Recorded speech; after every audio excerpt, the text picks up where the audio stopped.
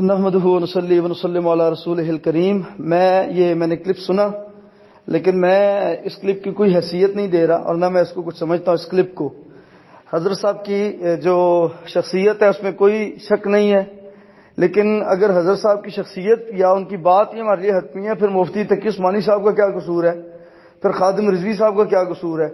پھر مسلک اہل حدیث کس نام کا ہے؟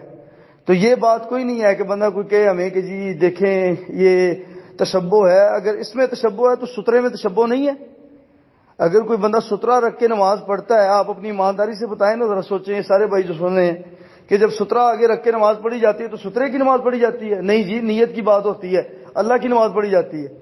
جب آگے کوئی بندہ بیٹھا ہے، میں پیچھے اس بندے کو سترا بنا کے نماز پڑھتا ہوں، سجدہ کرتا ہوں، میں بندے کو کرتا ہوں کہ اللہ کو کرتا ہوں؟ ٹھیک ہو گیا؟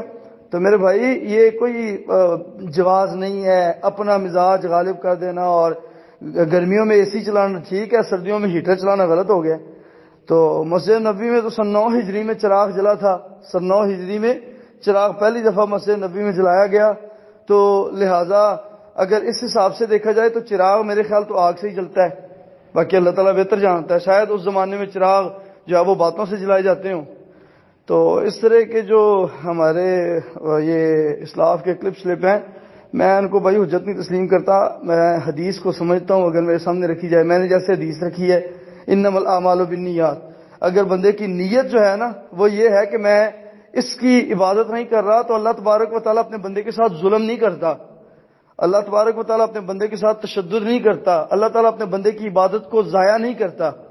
ٹھیک ہے، جس کو سمجھ آئے ٹھیک ہے، جس کو نہیں سمجھ آتی اس کا اپنا موقف ہے، تو جو سمجھ آتا ہے ویسے کر لیں۔ بارک اللہ فیکم۔